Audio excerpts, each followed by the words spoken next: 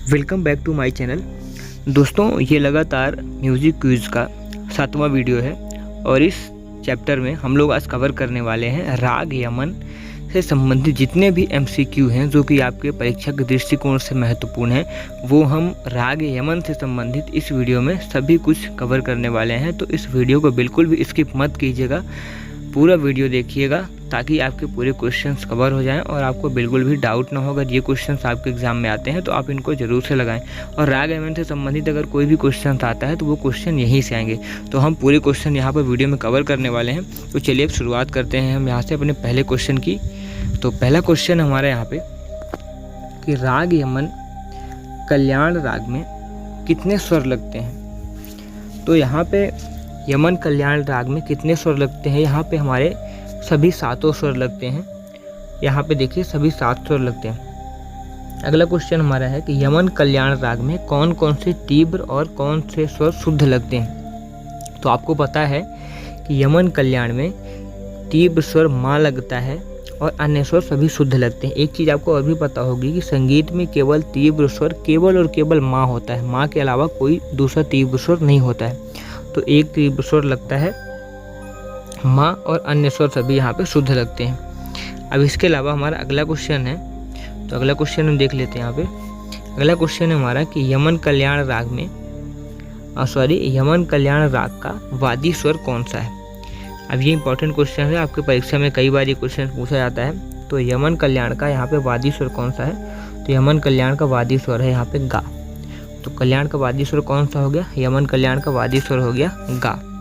इसके बाद हमारा अगला क्वेश्चन है कि यमन कल्याण राग का संवादी स्वर कौन सा है। अब यहाँ पे संवादी स्वर की बात हो रही, तो संवादी स्वर नी। वादी स्वर क्या है, वादी स्वर गा लगता है इसमें और संवादी स्वर यहाँ पे नी लगता है। तो इसका संवादी स्वर नी हो गया, गानी। इसके बाद यमन कल्याण राग के गाने का समय कौन सा है।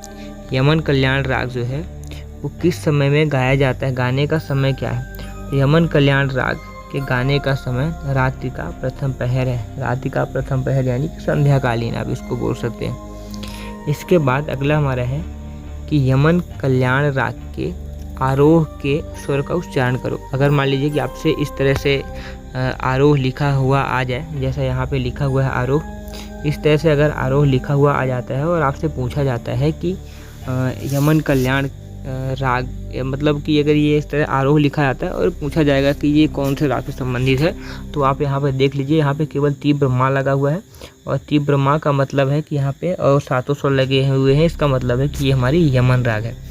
इसके बाद अगला क्वेश्चन है हमारा यमन कल्याण राग के अवरोही स्वर का उच्चारण करो। तो अवरोही स्वर सेम जैसे यहाँ पे हमारा सीधा हुआ, आरोह में आपने देखा कि सारे गामा यहाँ पे पाधा नीसा सीधा लगा और यहाँ पे उतरते हुए क्रम में यहाँ पे आपका लग जाएगा।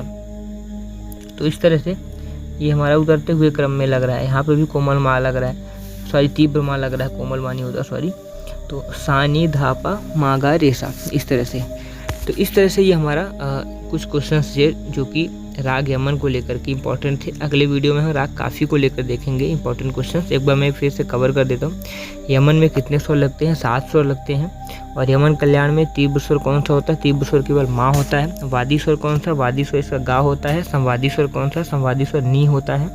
यमन कल्याण राग के गाने का समय कौन सा है, राग के गाने का समय रात्रि का प्रथम पहर है। आरोह कैसे होता है, आरोह में सभी 7 स्वर लगते हैं, केवल यहाँ पे तीव्र माँ लग जाता है। अवरोह स्वर 7 स्वर लगते हैं और यहाँ पे भी तीव्र माँ लगता है। तो इस तरह से हमारा शॉर्ट में यहाँ पे यमन कल्याण क्लियर हो गया है। अब इसके अलावा अगले वीडियो में हम राग कॉफ़ी के बारे में देखेंगे। तब तक के लिए अगर आपने पुराने वीडियोस नहीं देखे हैं, क्योंकि ये 7वां वीडियो है, इसके पहले अगर 6 वीडियो आपने नहीं देखे हैं तो उनको ज़रूर देखिए ताकि आपके जो भी पुराने क्वेश्चन हमने बेसिक से स्टार्ट किए हुए हैं हर चैप्टर बाई चैप्टर वो आपके क्लियर हो जाए। धन्यवाद, थैंक्स फॉर वॉचिंग।